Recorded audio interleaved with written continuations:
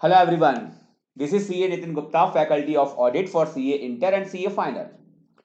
दोस्तों आज के इस वीडियो में मैं रिव्यू करूंगा CA इंटर ऑडिट में 23 अटेम्प्ट का पेपर जो कि आज 14 मई 2023 को हुआ है। तो रिव्यू करने से पहले अगर मैं एक अपनी ओवरऑल रेटिंग इस पेपर को देना चाहूं तो मैं सिंपली कहूंगा वाओ, पेपर देख के मजा आ गया। मतलब जिस बच्चे ने, मैं कहूंगा कि अटेम्प्ट सीरियसली दिया होगा, तो एक्सेप्शनली एक या दो क्वेश्चन छोड़ते हुए मुझे नहीं लगता कि कहीं पर भी बच्चे को क्वेश्चन को अटेम्प्ट करने में कोई भी परेशानी हुई होगी।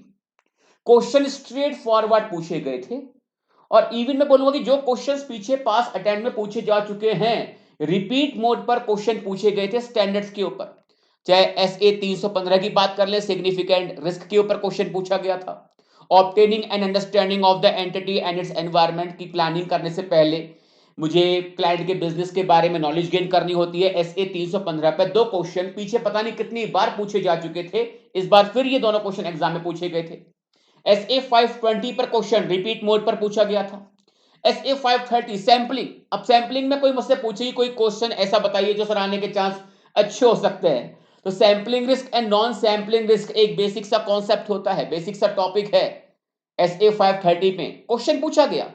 SA 706 706 SA 705 कि कब रिपोर्ट को हम मॉडिफाई करते हैं। SA 320 बेंचमार्क का सिलेक्शन कैसे आप करते हैं। SA 505 कि मैनेजमेंट अगर आपको एक्सटर्नल कंफर्मेशन करना अलाउ नहीं कर रहा, आप क्या करेंगे। ये क्वेश्चन इस बार एग्जाम में पूछे गए थे।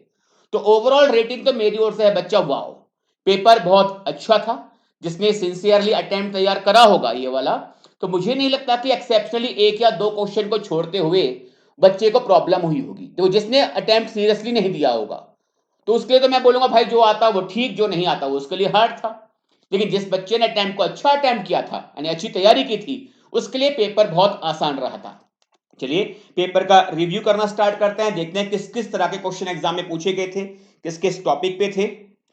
तो बात करते हैं क्वेश्चन नंबर 1। ये हमें पता है करेक्ट और इनकरेक्ट के ऊपर बेस्ड होता है। 8 में से 7 आपको अटेम्प्ट करने होते हैं, हर एक क्वेश्चन 2 नंबर का होता है। तो क्वेश्चन नंबर 1 का ये था डॉक्यूमेंटेशन ऑफ ऑडिट स्ट्रेटजी। अच्छा, इस रिव्यू के अंदर एक बात को और ध्यान रखना बच्चे, मैं किसी भी क्वेश्चन का आंसर आपके साथ डिस्कस नहीं करूंगा। बिकॉज क्या है कि इस रिव्यू को देखते हुए शायद जो आपने अगर अटेम्प्ट दिया है तो आप फिर कहीं ना कहीं चीजें मेरी क्या सही हैं क्या गलत है वो जज करना शुरू करते हैं और इसका असर आपके अगले जो पेपर्स बचे हुए हैं उसके ऊपर आ सकता है। तो केवल क्वेश्चंस क्या क्या पूछे गए थे इस वीडियो में मैं केवल उन क्वेश्चंस के बारे में चर्चा करूंगा, और जैसे ही अटेम्प्ट आपका ओवर होगा इसका डिटेल सजेस्टेड आंसर, ठीक है, वो मैं आपके साथ इसी चैनल पे आपको प्रोवाइड कराऊंगा। तो प्लीज चैनल को आप सब्सक्राइब कर लेना, वीडियो पसंद आती है तो प्लीज लाइक जरूर करना।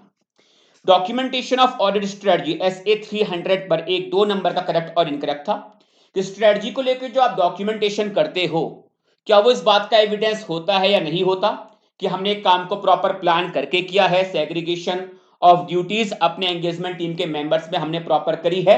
तो डॉक्यूमेंटेशन इस बात का एविडेंस होता है नहीं होता, इस बात पे करेक्ट और इनकरेक्ट था। सेकंड, SA 701 पर की ऑडिट मैटर के लिए था कि जो हम ऑडिट रिपोर्ट में की ऑडिट मैटर कम्युनिकेट करते हैं, तो जिन मैटर्स पर की ऑडिट मैटर्स रिपोर्ट किए जाते हैं क्या वो कोई एक सेपरेट ओपिनियन बन जाती है मेरे किसी मैटर पर जिसको मैं लेके आ रहा हूं एस की ऑडिट मैटर। ये इसका आंसर आप सभी बच्चों को पता होगा। 2 नंबर के लिए करेक्ट और इनकरेक्ट था। एमोर्टाइजेशन, कि एमोर्टाइजेशन का मीनिंग क्या होता है इस पर क्वेश्चन था। रेमुनरेशन ऑफ ऑडिटर, कि जो ऑडिटर की रेमुनरेशन है इसमें वो सारे खर्चे भी आते हैं जो कि ऑडिटर को ऑडिट की फैसिलिटी के पर्पस के लिए खर्चे किए जाते हैं, जस्ट लाइक उसको लेके आना, उसकी आवभगत करना, हॉस्पिटैलिटी, उसका आना जाना, ये खर्चे। तो जो भी फैसिलिटी आपने उसको प्रोवाइड कराई हैं वो खर्चे इस टर्म में आते हैं नहीं आते। Appropriateness of audit evidence, SA 500 पर बच्चे इतना सिंपल क्वेश्चन नहीं हो सकता करेक्ट और इनकरेक्ट के लिए। हमें पता है कि ऑडिट एविडेंस कैसे होते हैं, सफिशिएंट एंड एप्रोप्रिएट। सफिशिएंट का मतलब क्वांटम से होता है और एप्रोप्रिएट का मतलब क्वालिटी से होता है। तो इसी पर क्वेश्चन था करेक्ट और इनकरेक्ट का 2 नंबर का। Timing of analytical procedure SA 520 repeat mode पर है, पीछे एग्जाम में पूछा जा चुका है कि एनालिटिकल प्रोसीजर क्या आपके ऑडिट का एक रूटीन प्रोसीजर होता है या रूटीन में नहीं होता, ऑडिट के बिगिनिंग या ऑडिट के एंड में से करना होता है। तो इस पर क्वेश्चन था। Contribution to education fund by cooperative society, कि एक कोऑपरेटिव सोसाइटी जो एजुकेशन फंड में कंट्रीब्यूट करती है तो ये चार्ज अगेंस्ट द प्रॉफिट बनता है, या एप्रोप्रिएट ऑफ या अपने प्रॉफिट का एप्रोप्रिएटनेस की अगर हम बात करते हैं, प्रॉफिट को आपने एप्रोप्रिएट करा है। Complexity of audit where entity is using ERP, कि एक एंटिटी अपने आप पर ईआरपी यूज करती है, और एक बहुत सिंपल सा टैली टाइप का कोई सॉफ्टवेयर है। तो अगर आप ईआरपी को यूज करते हुए एक ऐसी एंटिटी जो ईआरपी यूज करती है उसके यहां पर अगर हम ऑडिट करते हैं तो वो इतना कॉम्प्लेक्स नहीं होती। इस बात पर क्वेश्चन था करेक्ट और इनकरेक्ट का। तो क्वेश्चन बहुत सिंपल थे, स्ट्रेट फॉरवर्ड थे। मुझे नहीं लगता कि बच्चों को करेक्ट और इनकरेक्ट को अटेम्प्ट करने में कोई खासी प्रॉब्लम रही होगी, बहुत बेसिक से थे। क्वेश्चन नंबर सेकंड पे आते हैं। सेकंड का A part, explain the sampling risk and non sampling risk. Question 4 number का था। SA 530 सेपरेट चैप्टर है ऑडिट सैंपलिंग का, इसके ऊपर था। क्वेश्चन नंबर सेकंड का भी, मीनिंग ऑफ ऑडिट रिस्क। तो ऑडिट रिस्क के मीनिंग को आपको डिफाइन करना था, क्या क्या चीजें ऑडिट रिस्क में नहीं आती हैं वो आपको बताना था। स्ट्रेट फॉरवर्ड क्वेश्चन था, पीछे भी कई बार एग्जाम में पूछा जा चुका है, 4 नंबर के लिए। क्वेश्चन नंबर सेकंड का C, factors that may affect the identification of an appropriate benchmark in determining materiality. SA 320 पर स्ट्रेट फॉरवर्ड क्वेश्चन है, मतलब कोई पूछे ना कि SA 320 पर कौन सा क्वेश्चन आ सकता है, तो 320 में मैं यही बोलता हूं बेटा दो क्वेश्चन ऐसे हैं जिनके आने की अगर कोई लगा तो इन दो में से कोई सा एक क्वेश्चन लग सकता है। तो ये क्वेश्चन पीछे भी 2-3 बार एग्जाम में पूछा जा चुका था और इस बार एग्जाम में देखने को मिल गया हमको 3 नंबर के लिए। क्वेश्चन नंबर सेकंड का D, analytical procedure, sorry data analytics. ये था क्वेश्चन आपका जो सेपरेट चैप्टर है आपका, ऑडिट इन ऑटोमेटेड एनवायरनमेंट। इस चैप्टर पे कहें तो 3 नंबर का एक क्वेश्चन सब्जेक्टिव लगाइए और 2 नंबर का लगा था करेक्ट और इनकरेक्ट का। तो ऑडिट इन ऑटोमेटेड एनवायरनमेंट, इसके ऊपर 5 नंबर का क्वेश्चन एग्जाम में था। डेटा एनालिटिक्स क्वेश्चन सिंपल था 3 नंबर के लिए। क्वेश्चन नंबर 3 का एक ही बात करते हैं। SA 505 पर ऐसा क्वेश्चन जो पीछे कई बार पूछा जा चुका है कि आप किसी एक्सटर्नल पार्टी से, सपोज की डेटर है, आप उससे कंफर्मेशन करना चाहते हो लेकिन मैनेजमेंट आपको कंफर्मेशन करना अलाउ नहीं कर रहा।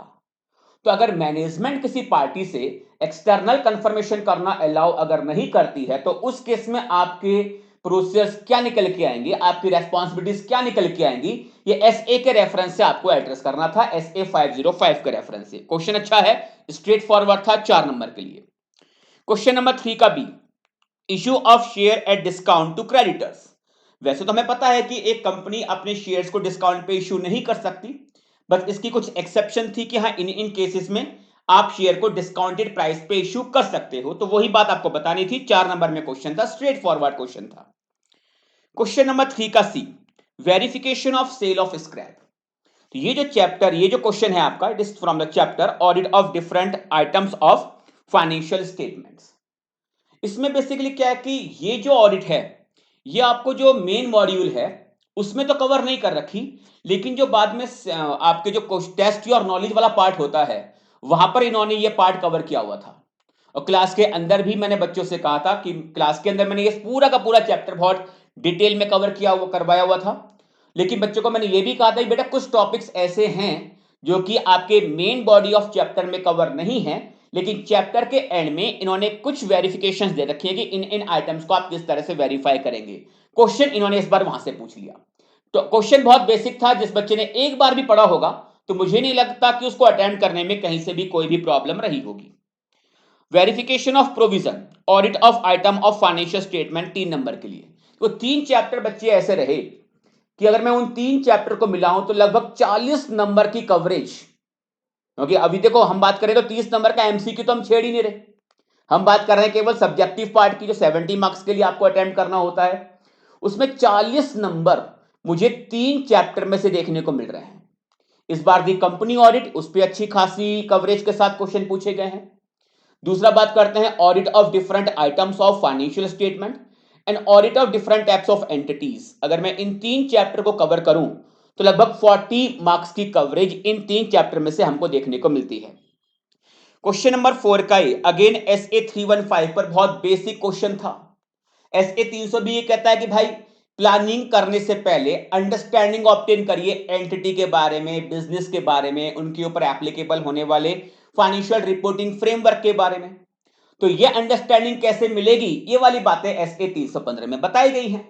कि किसी भी क्लाइंट के बारे में अंडरस्टैंडिंग लेनी है, किन किन बातों की आपको अंडरस्टैंडिंग लेनी चाहिए। स्ट्रेट फॉरवर्ड क्वेश्चन था एसए 315 पर 4 नंबर के लिए।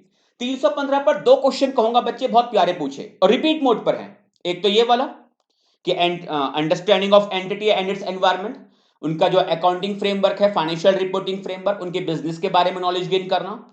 और दूसरा सिग्निफिकेंट रिस्क, कि कौन कौन से रिस्क को आप सिग्निफिकेंट रिस्क में लेके चलेंगे, कौन कौन से risk of material miss statement को आप सिग्निफिकेंट रिस्क में आप लेते हुए चलेंगे, इस पर क्वेश्चन पूछा गया था।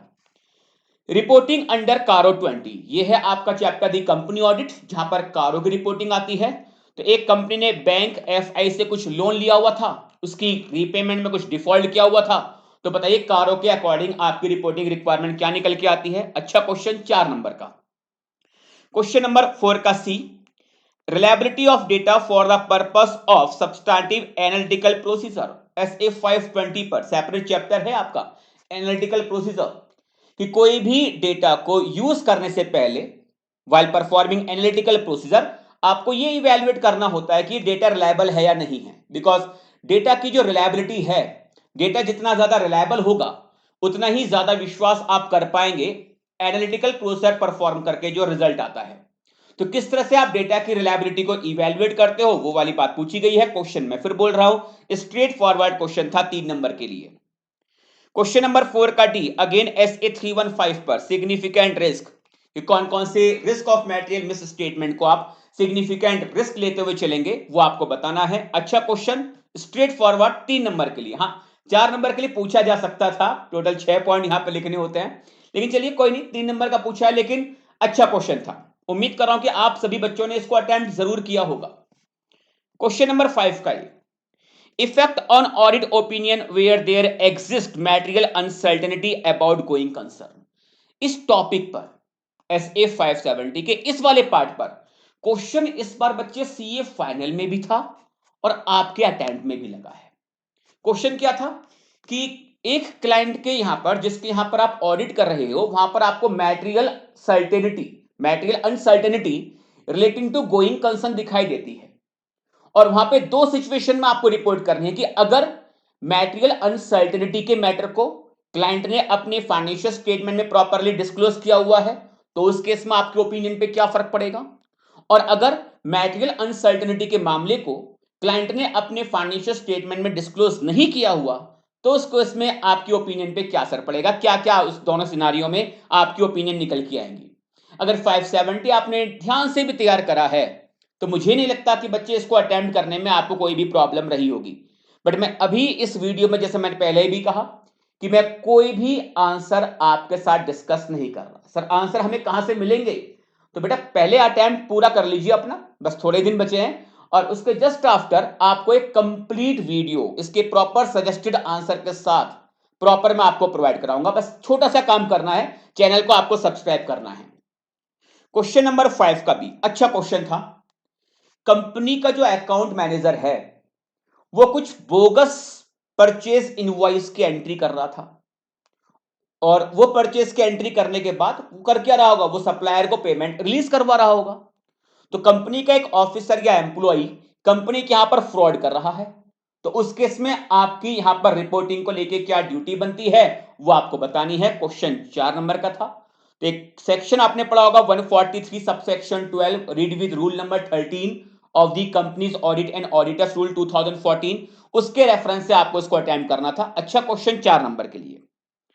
क्वेश्चन नंबर 5 का भी, qualification of auditor of multi state cooperative society, एक छोटी सी केस स्टडी थी ये 4 नंबर के लिए। क्वेश्चन नंबर 5 का C, circumstances of modified opinion, SA 705, कि कब कब आप अपनी ओपिनियन को मॉडिफाई करके आते हो। तो पता होगा बच्चे आपको, जो मैं कहता हूं क्लास के अंदर कि ऑडिट प्रोसेस को ध्यान से पढ़ लो। अगर ऑडिट प्रोसेस पढ़ लोगे तो पूरी ऑडिट पे कमांड बन जाती है।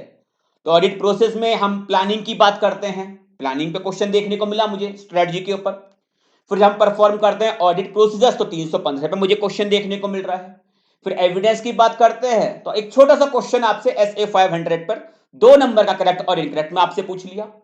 और उसके बाद बात करता हम ओपिनियन की, तो ओपिनियन या तो आपकी मॉडिफाइड है या वो अनमॉडिफाइड है।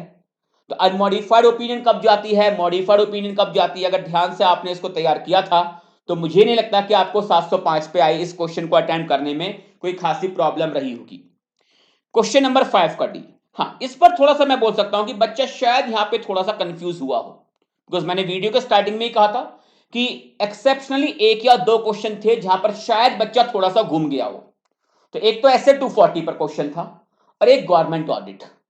जहां तक मुझे लग रहा है कि शायद बच्चा इस जगह पर शायद घुमा हो, और नहीं घूमे तो अच्छी बात है, लेकिन हाँ ये दो क्वेश्चन थोड़े से घुमा के थे। तो यहां पर क्वेश्चन है इंक्वायरी को लेकर कि आप मैनेजमेंट के फ्रॉड को लेकर क्या क्या इंक्वायरी करते हो। एसए 240 पर क्वेश्चन था यहां पर 3 नंबर के लिए। क्वेश्चन नंबर 6 का केस स्टडी थी ऑडिट कमेटी की, कौन कौन सी कंपनी में ऑडिट कमेटी बनाने की रिक्वायरमेंट होती है। तो एक कंपनी के फैक्ट कुछ आपको दिए थे, आपको बताना था कि क्या इस कंपनी को ऑडिट कमेटी बनाने की रिक्वायरमेंट होगी या नहीं होगी। क्वेश्चन अच्छा था 4 नंबर के लिए। क्वेश्चन नंबर 6 का भी गवर्नमेंट ऑडिट के ऊपर था, audit of different types of entities. यहां पर ऑडिट को लेके उसका नेचर एंड स्कोप की बात करनी थी। तो दो क्वेश्चन मैं कह रहा हूं कि शायद बच्चे यहां पर थोड़ा सा घुमा हो, क्वेश्चन नंबर 5 का डी इंक्वायरी को लेकर, एंड क्वेश्चन नंबर 6 का बी।